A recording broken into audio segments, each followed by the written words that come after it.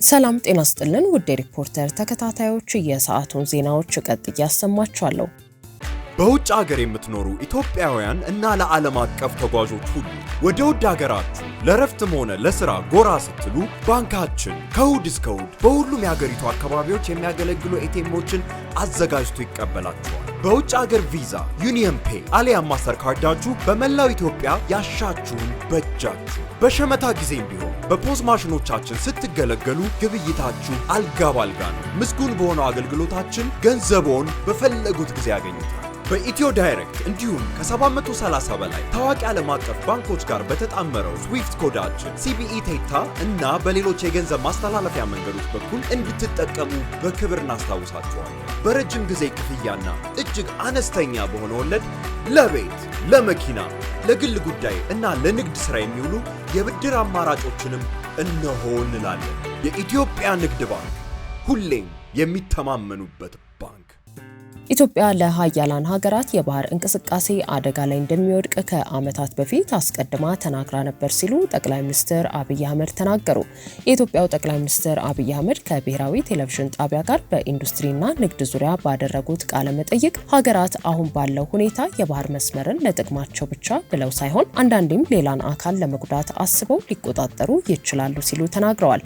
ጠቅላይ ሚኒስትሩ ከኢራን ጦርነት መጀመር አስቀድሞ በሩሲያ የነዳጅ ንግድ ላይ የነበረው ማዕቀብ እንዲላላ መደረጉን በመጥቀስ የሁኔታዎችን ተለዋዋጭነት ታሳቢ በማድረግ ጥቅምን ያገናዘበ እርምጃ እንደሚያስፈልግ ጠቁመዋል። ይህም ማለት ጠላት ወይንም የማያስፈልጉ ከሚባሉ አካላት ጋርም በተገናኘ የተወሰኑ ውሳኔዎች ሊቀየሩ የሚችሉበት ሁኔታ ታሳቢ ማድረግ ያጋጥማል ብለዋል። ጠቅላይ ሚኒስትሩ በወቅታዊው የኢራን ጦርነትና በባህር መስመር ጉዳይ የሚከተለውን ተናግረዋል።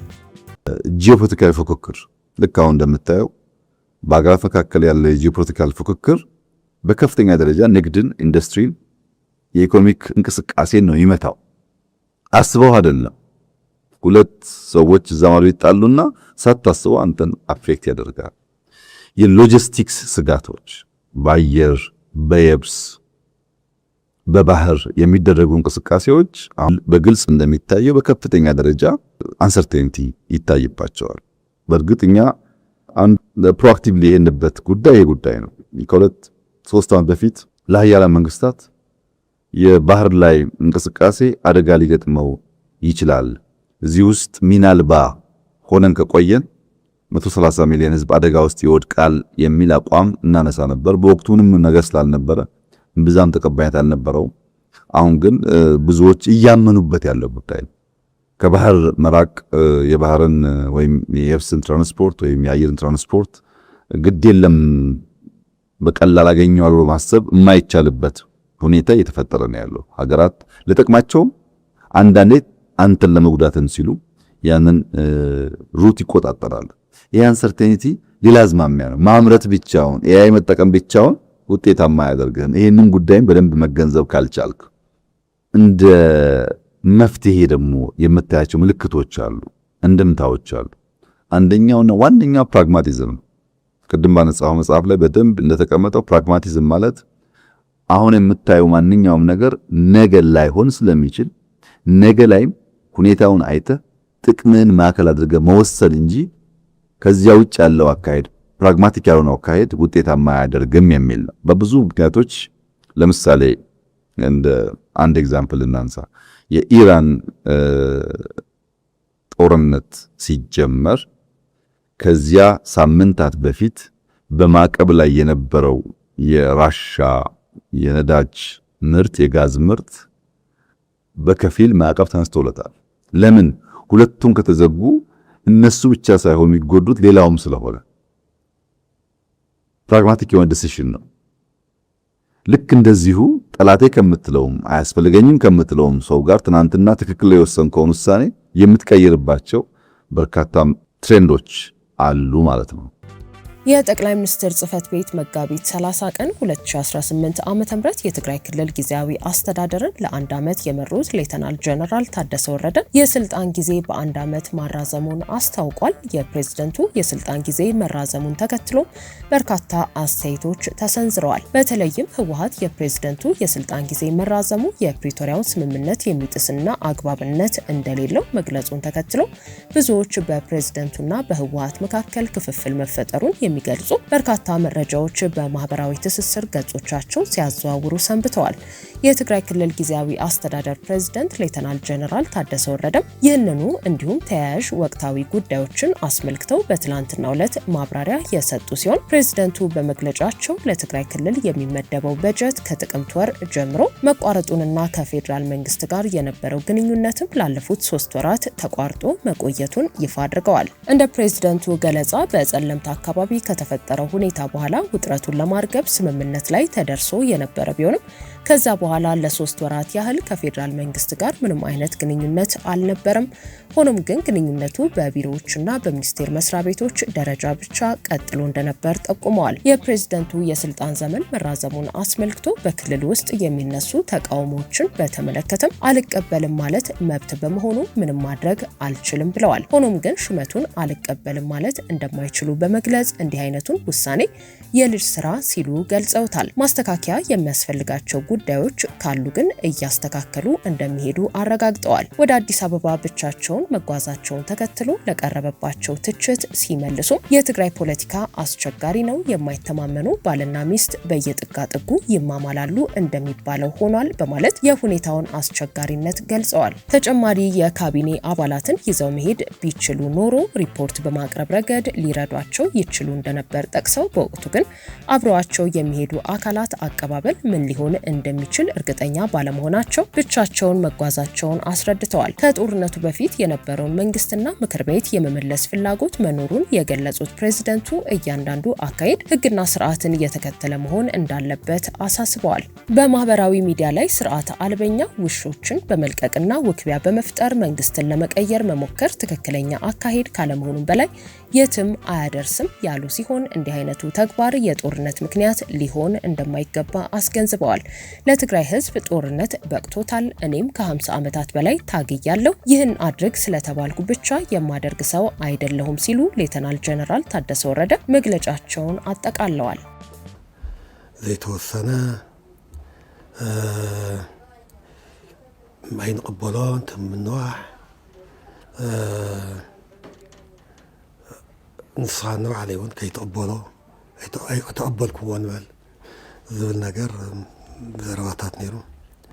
የፕሬዝዳንቱን የስልጣን ጊዜ መራዘም በተመለከተ የተለያዩ የቀድሞ ታጋዮችና በማዕከላዊ ኮሚቴ አባላት ባለቤትነቱ የህወሓት የሆነው ወይን ጋዜጣ ቀርበው ሁኔታውን እየተቃወሙ ሲሆን ሹመቱ የፕሪቶሪያውን ስምምነት የሚያፈርስ እንደሆነ በመጥቀስ ክልሉ ምስለኔ ሲሉ በጠሩት አስተዳደር የማይመራበት ደረጃ ላይ መሆኑንም ሲገልጹ ተደምጠዋል። ስምምነቱን ጥሶ አመራር መሾም ሰላም እንዳለመፈለግ ይቆጠራል ያሉት አባላቱ የቀደመው መንግስት መመለስ ክልሉን ወደ ቀደመው ቁመና ለመመለስ እንደሚያግዝም ገልጸዋል። ህወሓት ይህንኑ ጉዳይ በሚመለከት በትላንትናው ዕለት በአክሱም ከተማ ስብሰባ መጀመሩን የሚገልጹ መረጃዎች እየወጡ ሲሆን ይህም የጀነራል ታደሰን አስተዳደር ስጋት ላይ መውደቁን አመላካሽ ከመሆኑም በላይ የአቶ ጌታቸው ረዳ እጣ ፈንታ ሊገጥማቸው እንደሚችል በርካታ የክልሉ የፖለቲካ ልሂቃን አስተያየታቸውን እየሰጡ ነው። ፕሬዝዳንቱ በበኩላቸው ከጦርነቱ በፊት የነበረውን መንግስትና ምክር ቤት የመመለስ ፍላጎት መኖሩን በመግለጽ እያንዳንዱ አካሄድ ህግና ስርዓትን የተከተለ መሆን እንዳለበት ነው ያሳሰቡት። መከላከያን ጨምሮ የሰብአዊ መብት ጥሰት ፈጽመዋል ለተባሉ ተቋማት ኮሚሽን ይቋቋማል ተባለ። የሽግግር ፍትህ ሂደት የሀገራዊ ምክክር ኮሚሽን ስራ ሲጨርስ እንደሚጀመር ተገልጿል። የሽግግር ፍትህ ሂደትን ተግባራዊ ለማድረግ የሚያስችሉ ተቋማት ማቋቋሚያ ህግ እየተዘጋጀ መሆኑን የገለጸው የፍትህ ሚኒስቴር የሀገራዊ ምክክር ኮሚሽን ስራውን ሲያጠናቅቅ ሂደቱ ተግባራዊ መደረግ እንደሚጀምር አስታውቋል። ትምራን የተሰኘ መንግስታዊ ያልሆነ ድርጅት ሴቶች ሰላምና ፍትህን ይመራሉ በተሰኘ ፕሮጀክቱ በሽግግር ፍትህ ተሞክሮ ላይ የውይይት መድረክ ትላንት ሚያዝያ 6 ቀን 2018 ዓ.ም ባካሄደበት ወቅት በፍትህ ሚኒስቴር የሰብአዊ መብቶች ክትትል ዳይሬክተር አቶ አወል ሱልጣን የሀገራዊ ምክክር ስራ ብዙ ሊቆይ እንደማይችልና የኮሚሽኑ ስራ ሲጠናቀቅ የሽግግር ፍትህ ሂደት እንደሚጀመር ገልጸዋል። ከግጭት ከጭቆናና ከመብት ጥሰት ወደ ሰላማዊና ዲሞክራሲያዊ ስርዓት በሚደረግ የሽግግር ወቅት የተፈጸሙ በደሎችን በማከም ተጠያቂነትን በማስፈንና እርቅ በማውረድ ጥፋቶቹ ዳግም እንዳይከሰቱ ያግዛል የተባለው የሽግግር ፍትህ ሂደት የሚያስተገብሩ ተቋማትን የሚያቋቁሙ ህጎች ተዘጋጅተዋል ተብሏል። የሀገራዊ ምክክር ኮሚሽን የካቲት 11 ቀን 2018 ዓ.ም በአዋጅ የተፈቀደለትን ተጨማሪ የአንድ ዓመት ጊዜ ካጠናቀቀ በኋላ የህዝብ ተወካዮች ምክር ቤት ኮሚሽኑ የቀሩትን ስራዎች እንዲያጠናቀቅ እስከ መስከረም 2019 ዓ.ም ድረስ በ8 ወራት ስራውን ማራዘሙ ይታወሳል። ኮሚሽኑ ስራውን ሲያጠናቀቅ ተግባራዊ መደረግ ይጀምራል የተባለው የሽግግር ፍትህ ሂደት እውነት የሚያፈላልግ የእውነትና የማህበራዊ ትስስር ኮሚሽን አሁን ያለው የፍትህ ሚኒስቴርና ፖሊስ ምርመራ እንዲያከናውኑ ኃላፊነት ስለሌላቸው የወንጀል ተጠያቂነትን የሚያሰፍን አዲስ ልዩ አቃቢ ህጉ ከመረመረና ክስ ከመሰረተ በኋላ ጉዳዩን የሚመለከት ልዩ ችሎት እንዲሁም እንደ መከላከያ የፍትህ አካላትና የመሳሰሉት ለሰብአዊ መብት ጥሰት ምክንያት የሆኑ ተቋማት ለውጥ ማድረግ ስላለባቸው ይህንን የሚያከናውን አዲስ ኮሚሽን የሚያቋቁም ህግ መዘጋጀቱ ተገልጿል።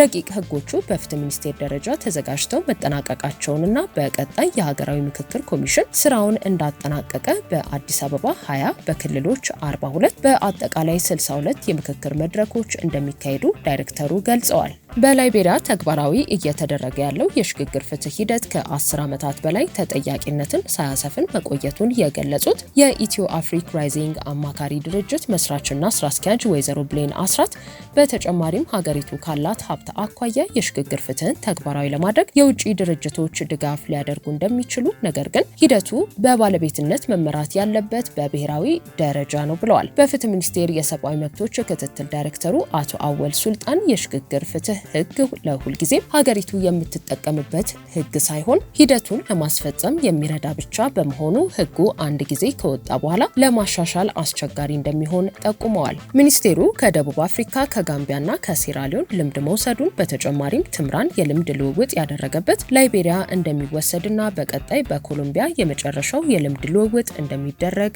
ተገልጿል። ውድ የሪፖርተር ተከታታዮች የሰዓቱ ዜናዎቻችን እነዚህ ነበሩ። ስላደመጣችሁን ከልብ እናመሰግናለን።